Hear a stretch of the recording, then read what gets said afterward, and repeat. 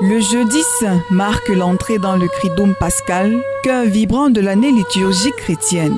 Plus qu'une commémoration, ce jour saint est une immersion profonde dans le mystère pascal, un cheminement spirituel vers la lumière de Pâques. Sa valeur réside dans la confluence de plusieurs événements clés, la scène, dernier repas du Christ avec ses disciples, l'institution de l'Eucharistie et le lavement des pieds, geste bouleversant d'humilité et de service.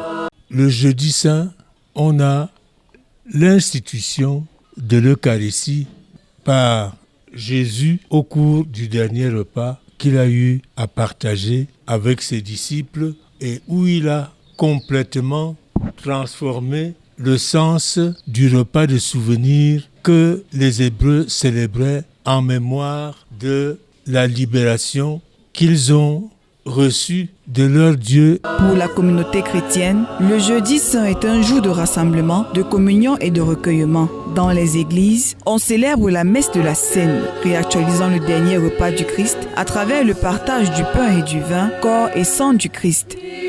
Avec le dernier repas que Jésus partage avec ses disciples, il les ouvre au grand moment qui va s'instaurer le lendemain avec sa passion et sa mort-résurrection qui suivront.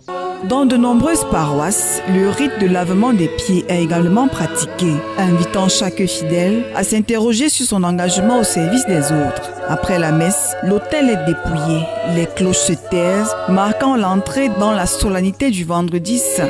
Et dans le jeudi saint, nous voyons ici un enseignement que Jésus donne qui est le lavement de pieds.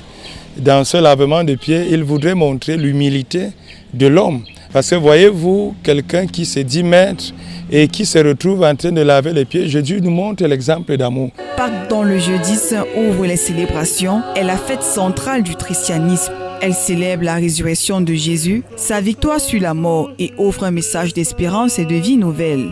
Le grand passage, c'est le passage que Jésus fait de la vie à la mort, puisqu'on l'assassine et on le passe au tribunal et on va l'ensevelir. Et puis, du tombeau, il va ressusciter au matin de Pâques et c'est signalé aux saintes femmes, puis aux disciples, et les disciples vont annoncer la nouvelle qu'il est bien vivant. Le jeudi saint, en anticipant la joie pascale, nous invite à un cheminement intérieur, à une prise de conscience de l'amour infini de Dieu manifesté en Jésus-Christ.